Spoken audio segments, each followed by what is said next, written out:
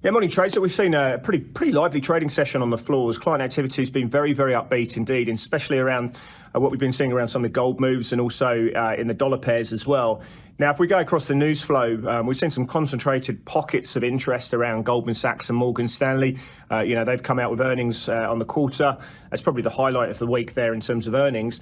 We've seen continued pushback from various ECB members. We saw a New York Fed manufacturing number coming out at negative 43.7, which was pretty woeful, to be fair. And then we saw Chris Waller coming out, one of the Fed governors who's a permanent voter. He set off the rally that we saw back on the 28th of November. And given the definition that he showed back in November around potential rate cuts coming through, we wanted to see, or the market wanted to see, a sense of urgency around those cuts and continued clarity about when they're potentially coming. We didn't see that. And I think he's disappointed the market. So people are saying this is a bit of a hawkish meeting. I'm not so sure you'd necessarily call this hawkish. He's still very much open to rates cuts coming through. He did say that the Fed were very close to sustaining that 2% inflation coming forward. But when they look to cut, they're going to be doing it in a careful and measured move. They're not going to be early, and they're not going to do it at a rapid clip effectively. And the market wanted to see a bit more urgency from that. And the moves have clearly resonated across asset classes. We'll start with rates. You can see that March is now priced for 17 basis points. We've still got about 68% chance that the Fed look to cut coming through in that meeting. It's just taken a little bit of pricing out there in terms of that. You can go further out into December 2024.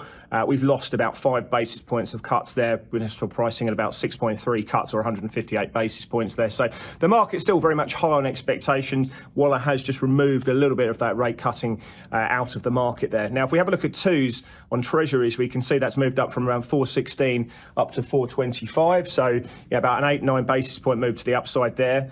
And you can see if you go towards sort of the back end of the curve, we've seen a bit more of a sell-off playing through. The 10-year Treasury was trading around 4% at the time. We sort of moved up to about 408 in the highs, a little bit lower in terms of yield. There's some pockets of buying into 408, but ultimately the back end of the curve's up about 12 basis points, so to speak, or so. Break-evens have widened a touch, nothing too substantial, and that's meant that if you adjust nominal yields for break-evens, or what we call real rates, you can see that they're up about 10 basis points. And I think that's where you're seeing the big move playing across asset class. And certainly if you look at the dollar, we can see that the US dollar index is up about 1%. So a big punchy move playing through in the dollar. And of course, that's had a big move across asset class there as well. We can see that the dollar's really resonated against the high beta FX plays.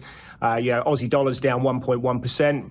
Perhaps largely down to the fact that Chinese equity markets are getting hit very hard at the moment. You can see that we made lower lows coming through in the Chinese equity markets and Hong Kong equity markets as well. We're seeing dollar knocking out 1.2%, dollar yen trading at 147.22 at the moment.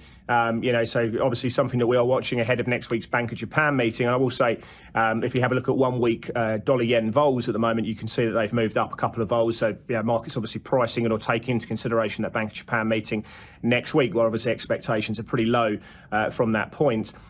Going to commodity markets, high-grade copper's actually had a bit of a rally. There's lots of talk about further stimulus playing through, special bonds being issued by governments there. But that's something that we were watching very closely. But the big move is in nat gas. Nat gas is now down nearly 14%. So if you want vol, that's the one to put on the radar.